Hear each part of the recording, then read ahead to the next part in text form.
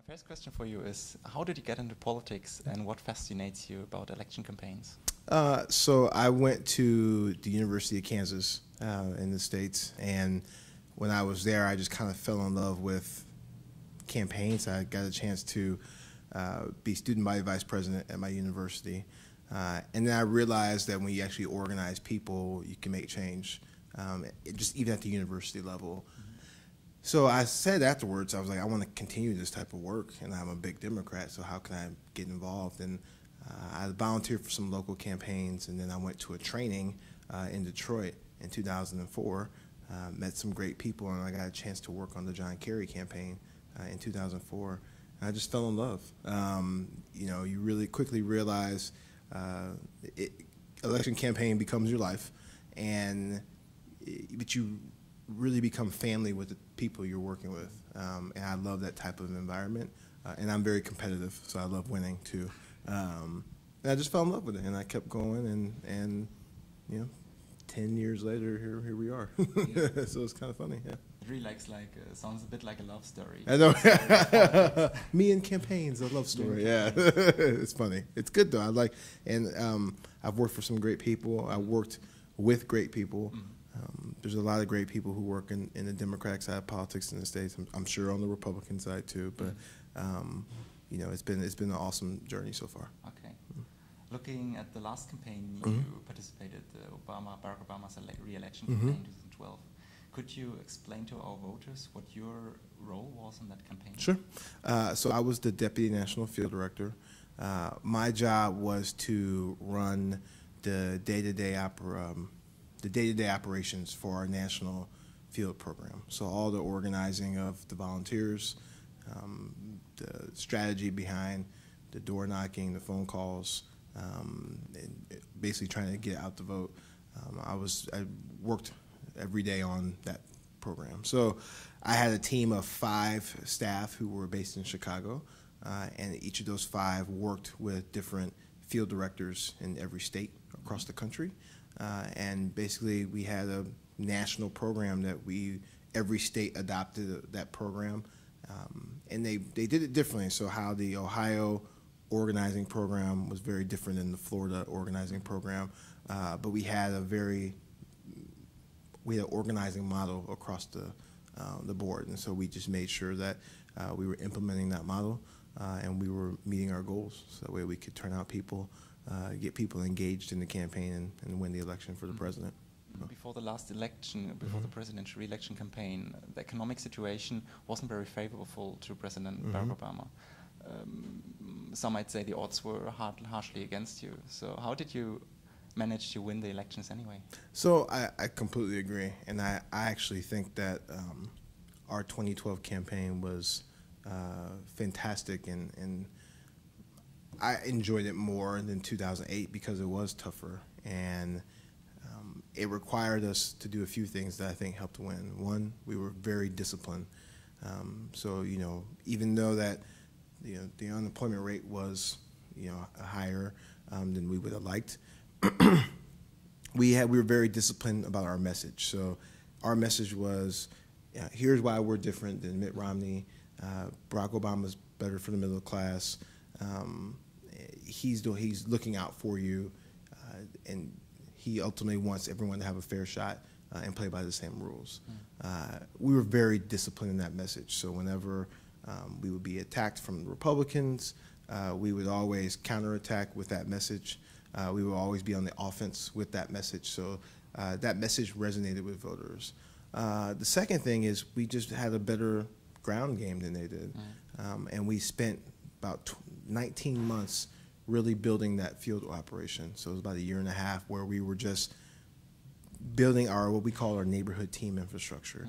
And so volunteers across the country really owned their neighborhood. And what our job was, a campaign, was just to give them the resources they needed to be successful. So just really having a very laser-like focus on how we were going to build the operation, getting more people engaged in the campaign than we even were involved in 2008, and being very disciplined about our message helped us be successful. You have worked on many election campaigns. Is there one special moment, one special speech maybe that touched you most, where you say that's time during a campaign where you like to look back and say, that's what I live for? Election night 2012. It was, I've won campaigns and I lost campaigns. That was probably the campaign I was on the longest. And the outcome obviously was fantastic. And to the point you made a second ago, it was very tough.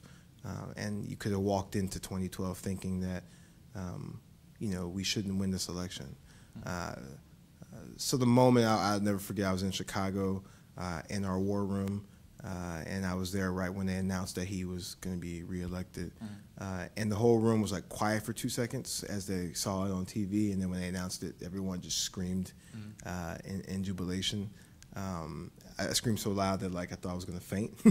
That's a moment I'll never forget, and it was a great reminder of, one, we work for great people, and you try to get great people elected who are going to do great things. But two, being there with people who I worked with for almost 2 years, who I consider the family, to be able to share that moment with those folks on that day, it was a pretty powerful thing. So that's what U.S. politics today. Yeah. What do you think? What's the role of the Tea Party? Who will win the next elections, and what do you think will be the legacy of President Obama after his 8 years in office? Well, let's start with I think the legacy is going to be fantastic. I think another thing that the president had going for him in 2012 was look at what he's accomplished so far. Right, we have health care reform. He was able to keep student loan rates lower, even though they're a little bit high. He was able to do a lot of things for students in the United States. The economy is getting better in the United States. So I think that's just three of many things that the president has done that's been great. Hopefully here soon we'll have an immigration reform bill that will pass. And so I think when you actually look back on his 8 years, and I said this to someone yesterday, it'll probably take a couple years after he's president. But when you start to look back and look at the progressive change that he has done, and you'll start to see the effect of, again, more people getting health insurance, people getting a pathway to citizenship, if immigration reform passes. When you start to look at those things, I think it's going to be a very powerful progressive legacy that's going to make our country a better place. In terms of the future of U.S. politics, I think 2016 is a long way away. People would love to start talking about it now. I think the Republicans personally are at a crossroads where, they have the Tea Party wing of their movement, and it brings them a very, very, very conservative. And that's not the direction of the country right now, is being really that conservative. And so it'll be interesting to see how their primary plays out in 2016. And does a very conservative candidate come out of their primary, or is it a more moderate candidate who maybe could have a better conversation with our country? So, and then look, I think on the Democratic side, you have all the names being thrown around now, from Hillary Clinton to Joe Biden and Martin O'Malley, and Vice President Biden. You have a lot of great names, a lot of great people who I believe, and I'm biased, will all be fantastic leaders. And so I think no matter who decides to run, I think we're going to be in a really good position to continue on the president's legacy. Well, as a field director, you worked on mobilizing the people on the ground. What is the secret to mobilizing volunteers on the ground, knocking on doors? Good question. Relationships. And I think the key to that is what we call a personal story. And so what we do is, it's very easy to talk to a supporter and try to get them involved and say, hey, look at these 10 great accomplishments the president's done, or look at these 10 great bullet points about the health care plan. What's more powerful is to connect the values of that person to the values of the campaign. And so, hey, isn't it great that your son can stay on your health insurance now because of the president's health care plan? So very tangible, very personal. That personal story is very, very powerful. So for instance, for me, my mom was a teacher, so education is something that's very, very important to me, and to see everyone have a chance at a good quality education in America is something that's very important to me. we connect those values that people have with the values of their campaign and the values of the president. And so I think that allows us to then build relationships with volunteers. And then we also have them work together in teams. So it's not saying, hey, Marlon, I need you to go just knock on doors by yourself. But here's a group of volunteers together that can go out and do this work. And so we group volunteers together. We believe in them. We empower them to have the resources they need to be successful. And we say, here's your neighborhood. People like to be empowered, and they like to have that ownership. And so ultimately, that's what we did, and it worked out. It takes a lot of time to be able to find people, and to. But at the end of the day, I think the best thing about the campaign was that we put the campaign in the people's hands. And that's, in my opinion, how politics should be. It should always be in the people's hands. They should be the ones who are organizing, whether it be for this campaign, whether it be for an issue. Organizing changes the world, and having people, our job is really just to support that. So again, going back to the basics, sharing those personal stories, building relationships with folks was kind of our secret sauce.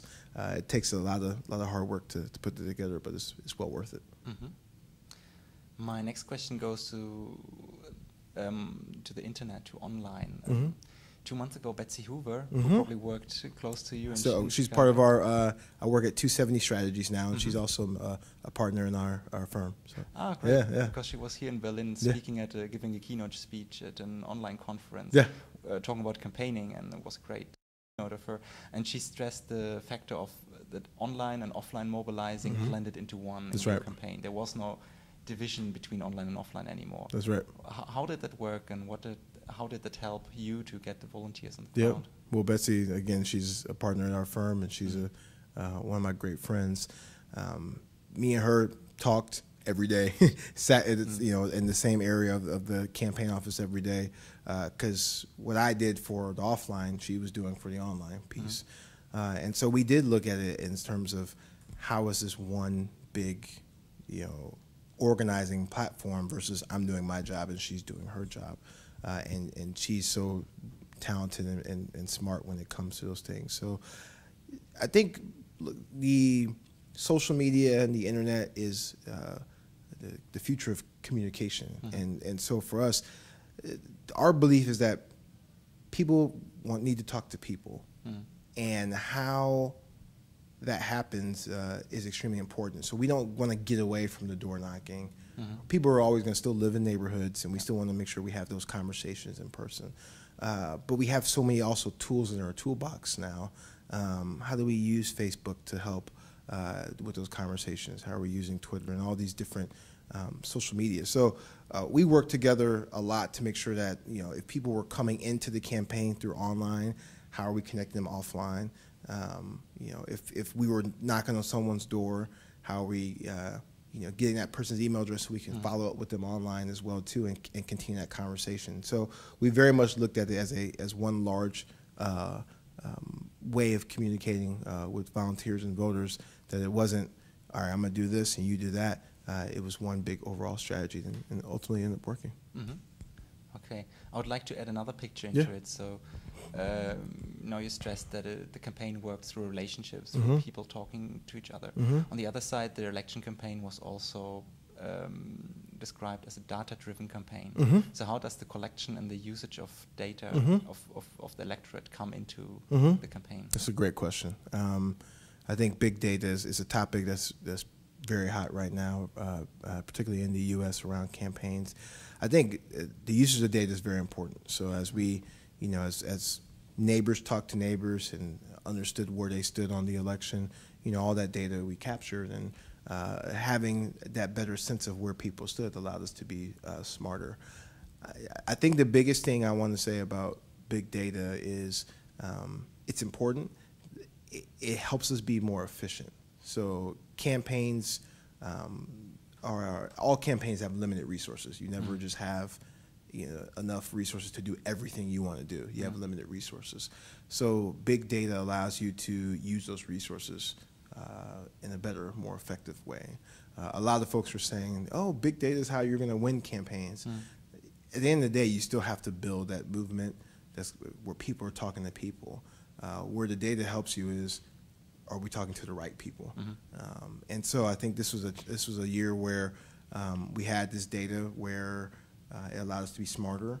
All of our volunteers who were talking to voters was collecting data at the same time. That just made us even more smarter, and ultimately helped us be more efficient when we were knocking on doors, so we were talking to the right people. You just mentioned the budget of the campaign. So I think a huge share of the budget of the campaign actually goes also into television spots, into the air war, as you say. How do you see the relationship between the air war and the ground game, and what do you think is more effective? Will the next election still have television spots? I think there will always be some TV. I don't know how much. I don't think it will be. I think every year will probably be a little bit less, but I think there will always be some TV. I think people still watch television. I think it's important. I think where we got to continue to grow is how else are people communicating? And so again, I think online has been really effective. I think mobile ads, people now have their smartphones and are using that a lot more than just getting on their laptop. And so, I think TV will always play a role, but also what are other communication mediums that we can continue to get into in order to have the conversation. I think TV for us was very effective. The biggest thing, look, I think you can't have TV, in my opinion, without a ground game, because at the end of the day, having that direct conversation where a neighbor's talking to a neighbor is very, very powerful. And I think TV and other tactics reinforce that. So if you imagine you're a voter, Marlon came up, talked to you at your doorstep, and I know Marlon's my neighbor, and he just talked to me about the campaign. And then after I just talked to him, I go and sit down and eat dinner, and then I see a TV ad, right? And then later that night, I check my email, and then there's a digital ad about the president. So in my opinion, all those things add up to us getting out our message. And so that's where I think everything kind of complemented each other. We were never on the ground saying one thing and then the TV was saying the other thing. We were very disciplined to make sure that all of our messaging was the same across different mediums. So looking towards the next election, well, in the 2012 election, I think the social media made a huge impact, which you didn't do in the 2008 elections. You had Facebook, you have Twitter, you had Pinterest, you had all different kinds of new platforms. What do you think, which role did they play, and will there be a new big innovation for 2016? There will be, probably, I guess. Yeah. Every 4 years there's something new. I think it played a huge role. I think it was from a tactical standpoint, it allowed us more space to be able to get out our message. Facebook and Twitter, Pinterest, Tumblr, all those things. There were things I never heard of. The first time I heard of Reddit was on the campaign, and the president did the conversation on Reddit. And so there's so many different things. I think it's awesome. So I think that will become more common as we move into 2016. And then there will be something next that's going to be big. I don't know what it is. I do think a space that we were successful in but still need to even ramp up even more is that mobile space, because again, that's where people are starting to get their information a lot more. So how are we thinking about mobile technology when it comes to getting our message too? I think it's going to be huge. And we had apps and things like that this time, which was great, but even thinking through that more, I think that could be something big that comes up in 2016. Okay. Yeah. Now my last question is about your future. Yeah. Before you explain to us how you love campaigning. Yeah. What will be about the next campaign? Will you be running the campaign for Hillary? Will you be running the campaign for Joe Biden, maybe? Well, look, after the campaign, a bunch of us got together and said, how can we take what we know about organizing and help continue to change the world? And that's why we formed our company called 270 Strategies. And the beauty of it now is that we're not just involved in one campaign. We have many different issues. We have different campaigns. And so I feel like we have our hands on a lot of different projects, which is, in my opinion, awesome, and allowing us to really take the concept of organizing and putting together a good strategy in so many different places. So I'm really enjoying that now. We'll see what happens when 16 comes up and who runs if I decide to jump in the presidential or not. But so far, doing our business has been awesome in a way to continue to take grassroots organizing across the world. Mm-hmm.